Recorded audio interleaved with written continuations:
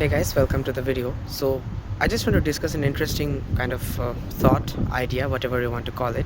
So I was recently having a discussion with a friend, and the discussion started with entropy, and then from there it moved to, I mean, morality stuff.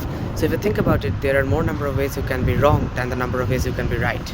Right? I mean, just think about any situation and think of all the ways you can mess that up compared to all the ways you can, you can get the situation or whatever it is exactly right, precisely right. So now, since entropy increases in the universe, does it mean that we would all eventually like end up doing wrong, end up destroying? So this is the kind of idea. I know I'm not saying it in a very coherent manner. Well, of course, the answer is yes. If you think very long term, if you like after billions of years, none of this would exist. If there is a heat, death, stuff like that. But I mean, look in front of you, this beautiful city, or just this world in general. Of course, there are in fact more number of ways for this world to not have existed than the probability that this complex world, and not just complex but complex in exactly the right way to support life, support civilization, etc., to exist. And this brings us back actually to Boltzmann's past hypothesis, Boltzmann brain.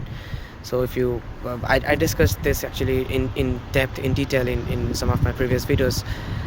But the point is, in this video, I don't want to discuss statistical physics, I don't want to discuss the technicalities, but if you really try to take this argument to ethics, morality, philosophy and stuff, which is not where this argument actually should be applied in my view, but anyway, if you still do it, this is not then the conclusion is not that this is all a mistake or this is something which should not have been the case, because all of life is technically a fight against entropy, and when you die you reach equilibrium, like thermodynamic equilibrium. So in entire life you're fighting against entropy, and entropy is a very important concept, but it's not the whole story. In real systems, open systems, you're interacting with your surroundings, it's free energy usually, right? You internal energy minimization and entropy maximization, and it depends on what temperature you're in also.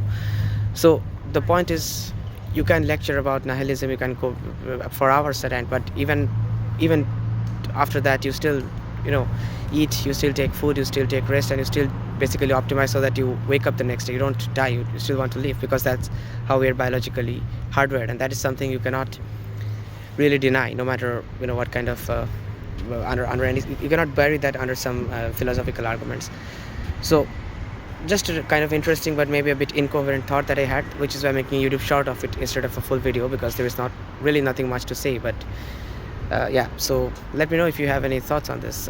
Thanks for watching.